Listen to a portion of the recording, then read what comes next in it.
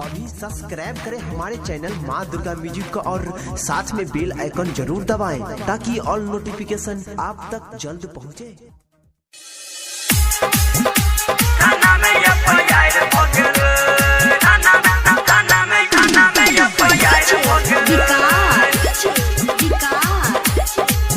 Music by Anil Kumar. सब छौरी नाचै छै रे भैया डीजे पर कमर हिला के, बंसी वाला गाना बजल कोई लेबू बोरा बिछा के।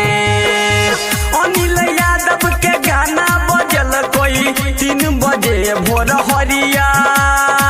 अब कटी फूदल के छौरा धर्मेंद्र निर्मलिया की छौरा समय मार भ गेल, थाना में एफआईआर भ गेल। की छौरा समय मार भ गेल, थाना में एफआईआर भ गेल। अभी आप सुन रहे हैं तेनवाही से माँ दुर्गा म्यूजिक की प्रस्तुति। डीजे विकास,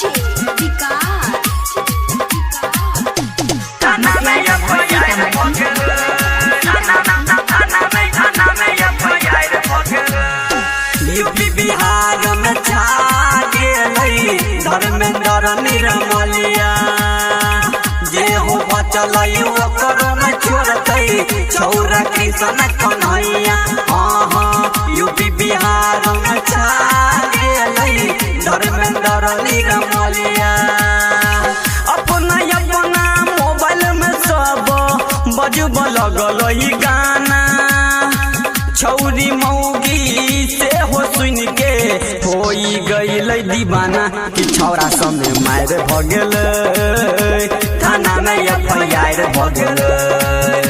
कि छौरा समय मार भ गेल, थाना में एफआईआर भ गेल। अभी आप सुन रहे हैं तेनवाही से माँ दुर्गा म्यूजिक की प्रस्तुति। डीजे विकास, थाना में एफआईआर भ गेल, थाना में एफआईआर भ गेल। अनिल यादव के हिट भेल गाना चुमा लेने रहियो नहर पर बैठ के। बिना दहेज के बियाह क लेल कोई रति से राजा सैठ के। अनिल यादव के हिट भेल गाना चुमा लेने रहियो नहर पर बैठ के।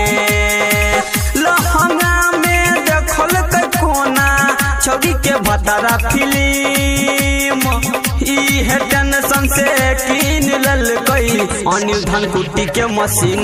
की छौरा समय मार भ गेल, थाना में एफआईआर भ गेल।